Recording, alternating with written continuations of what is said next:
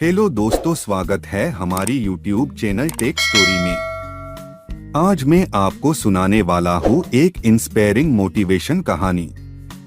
तो चलो वीडियो शुरू करें। यदि आप हमारी चैनल में नई है तो लाइक करें, शेयर करें और सब्सक्राइब करें।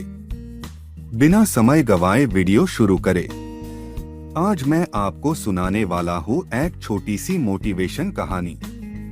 एक बार एक वैज्ञानिक ने एक टिड्डे तो पकड़ा और उसे अपनी आवाज पर छलांग लगाना सिखाया। वैज्ञानिक टिड्डे से कहता कूदो, टिड्डा उसके आवाज सुनते ही जोर से छलांग लगा देता। अब वह वैज्ञानिक था तो प्रयोग करना बनता ही था। उन्होंने टिड्डे की छलांग पर प्रयोग किया। वैज्ञानिक ने उसकी एक टांग तोड़ दी और फिर बोला कूदो। अब टिड्डे की छलांग की दूरी कम हो गई। वैज्ञानिक ने उसकी दूसरी टांग तोड़ दी और फिर बोला कूदो। टिड्डे की छलांग और कम हो गई। अब तोड़ी गई उसकी तीसरी टांग, फिर छलांग की दूरी और कम हो गई। एक एक करके बेचारे टिड्डे की सारी टांगें तोड़ दी गई। अब आखिरी टांग टूटने पर जब उससे कहा गया कूदो तो वह हिल भी नहीं पाया। अब वैज्ञानिक ने अपना निष्कर्ष अपनी डायरी में लिखा। जानते हो उसने क्या लिखा? जब टिड्डे की एक टांग तोड़ी गई तो वह थोड़ा बहरा हो गया। जब उसकी दूसरी टांग तोड़ी गई तो वो और बहरा हो गया। हर टांग टूटने के साथ वो और बहरा होता गया। और सारी टांग टूटने के बाद वह बिल्कुल बहरा हो गया। अब जोर जोर से चिल्लाने का भी उस पर कोई असर नहीं हुआ। वो तो अपनी जगह से हिला तक नहीं, छलांग लगाना तो दूर की बात थी।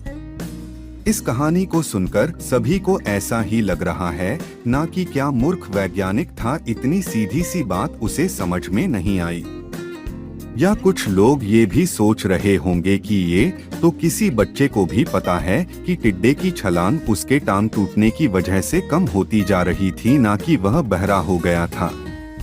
दोस्तों, हम सभी जीवन में कई बार ऐसे ही मूर्ख बन जाते हैं। कई बार जीवन में दो घटनाएं एक साथ ऐसे घटती है कि उनका एक दूसरे से कोई संबंध होता ही नहीं, फिर भी ऐसा लगता है कि गहरा संबंध है।